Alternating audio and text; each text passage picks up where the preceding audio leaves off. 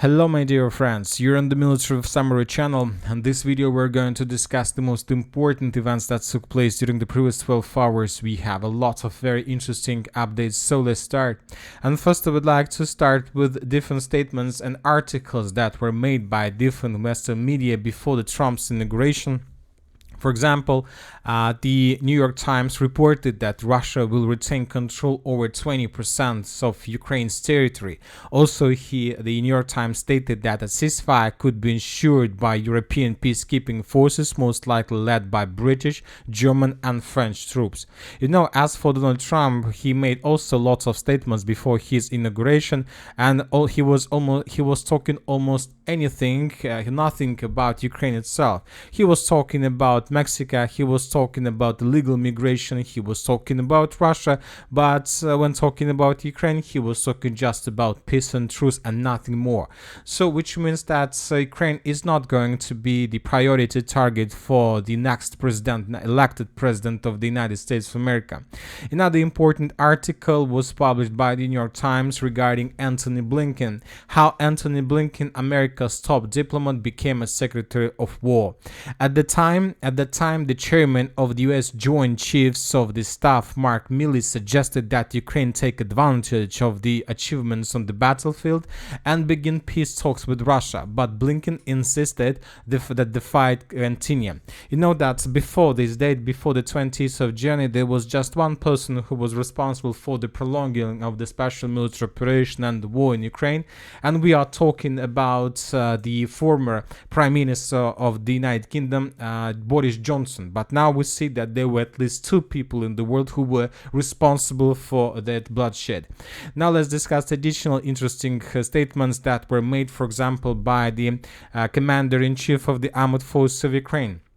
He also gave a very interesting interview, and according to him, no matter how much you defend, he will still retreat. We are forced to hold the defense, concentrate our forces, and essentially maintain positions along this front line. He also noted that Ukraine lacks the means to defend itself against the Oreshnik system.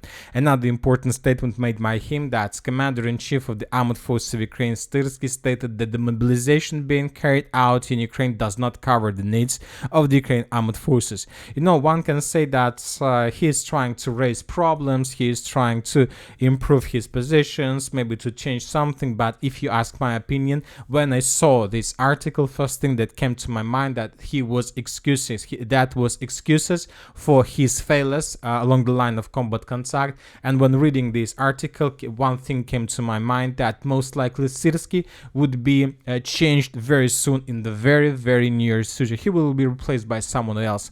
Now let's move to the ground. We got a lot of very interesting updates, and first let's talk about the Sudzha direction. During the previous 24 hours, the Russians carried out several offensive operations in the direction of the settlement by the name of Sverdlikova. As a result of those attacks, very difficult to understand whether the Russians managed to improve their position significantly, but at least we know for sure that the Russians took under control several tree lines and the strongholds that were under control of the armed forces of Ukraine. So we are talking about this tree line. In this photo we can see Russian vehicles entered this territory. The infantry then abandoned these tanks and entered trenches themselves, and in this video that was published by the Ukrainian side, we can see probably the beginning of that offensive operation.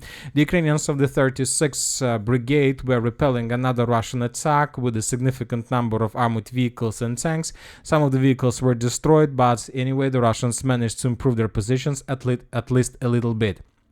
Furthermore, very interesting details are coming from the southern part of Sudzha. I'll remind you that during the first parts of January and the late December, we got lots of updates that the Russians entered the village of Makhnovka and managed to improve their position significantly. Lots of mappers, including very reliable mappers, colored the territory of Makhnovka in Russian favor, but most likely those Russian attacks were repelled by the Ukrainians, and the Ukrainians, as a result of counter-offensive operations, managed to restore control over the village of Makhnovka completely. At least this information was provided us by pro-Ukrainian sources.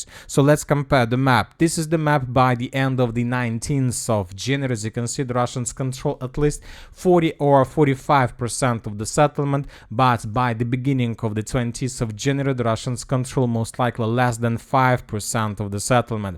The Russian sources also published the video of how they were bombing and attacking the Ukrainian positions in the vicinity of the settlement by the name of Yablunovka. The author of this video said that in this video we can see the attack of Russian Iskander missile system and the consequences of Iskander attack. The Russians are saying that's a very big temporary deployment point, or the headquarters of the 47th or 41st Brigade of the Armored Forces of Ukraine was destroyed. Now let's move further and let's discuss the situation in the Kharkiv direction. According to information we have, the Russians managed to secure the village of Tikha completely. Several days ago we got the video of how the Russians were clearing the settlement, but today by the beginning of the 20th of January we got report that the entire village was captured by the Russians. Now let's discuss the situation in the north in Kupiansk direction. Pro-Ukrainian sources reported that the Russians, as a result of offensive operation, managed to improve their positions in the northern part of the settlement of Dvorechne, and according to control, when talking about Russian control, the Russians control currently around 40-45% of the settlement, but the most important is that around 40-45% of the settlement is in the gray zone or in contested area, and just around 5-10% or 15% of the settlement is in the Ukraine control. We're talking about the most northwestern part. Now let's move further. Let's discuss the situation probably from the most difficult direction. We're talking about the battle, the Lyman direction. Currently the Russians are trying to begin the third battle of Lyman. The situation here is very difficult. As you can see, we have lots of icons. During the previous 24 hours we have adjusted the map both in Russian and Ukrainian favor. This is the situation, for example, on the ground by the end of the 19th of January. This is the situation by the beginning of the 20th of January. The Russians managed to improve their positions along these forests between Ivanovka and Terny, and currently there are very heavy clashes for this company stronghold. There are both the Russians and the Ukrainians published lots of videos. The Russians published the video of how the Ukrainians were trying to bring additional forces, reinforcements and reserves in the direction of this company stronghold, and the Russians were FPV droning and attacking Ukrainian vehicles. The Ukrainians published the same story. The Ukrainians published how the Russians were moving in the direction of the same company stronghold and how the Ukrainians were bombing them. So now this is the main focal point of both the Russians and the Ukrainians, and currently the main clashes are taking place for this stronghold. If the Russians are able to take this stronghold under complete control, then the roads further in the direction of Kotlyne will be opened. Also, the Russians established complete fire control and FPV drone control over the main supply roads, so something tells me that the Russians are not going to give up. They will continue pressure and with the purpose to break through the Ukrainian defense belt and to attack the town of Lyman itself.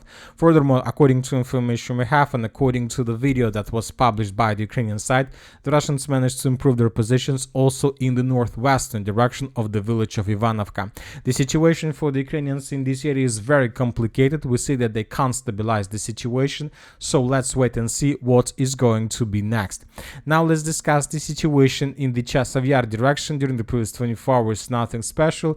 The city of Toretsk, several pictures came to us from the Toretsk mine, the last stronghold of the armored forces of Ukraine, and here we can see just a picture of how the Russians were bombing and attacking the central part of mine with the Kotlyne tower systems. Most likely the central part of this stronghold will be captured by the Russians during the next day and probably before Trump's inauguration. Now let's discuss the situation in the Pokrovsk direction, and as you can see we have adjusted the map in Russian favor based on the video that was published by the Ukrainian side. In this video we can see lots of episodes of how the Ukrainians were FPV droning and attacking the Russian units on the territory of the settlement by the name of Kotlyne. A lot of episodes, some of them were geolocated, and using one update, one episode that took place exactly in this area, we have adjusted the map in Russian favor. So now we have no doubts that this stronghold was captured by the Russians. As for different resources, according to information we have, the village of Kotlyne itself was completely captured by the Russians according to neutral mappers.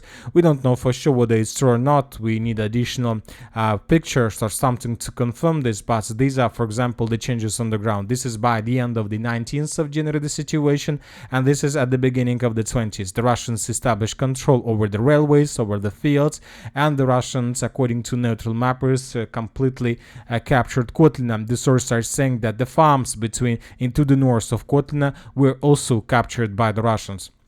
Furthermore, according to different mappers, the Russians managed to improve their positions in the settlement of Udachne by taking under control additional tree lines and additional buildings in the western direction. So the Russians are advancing, and they are going to continue this offensive because there's just 5 kilometers before the border with Dnipro region.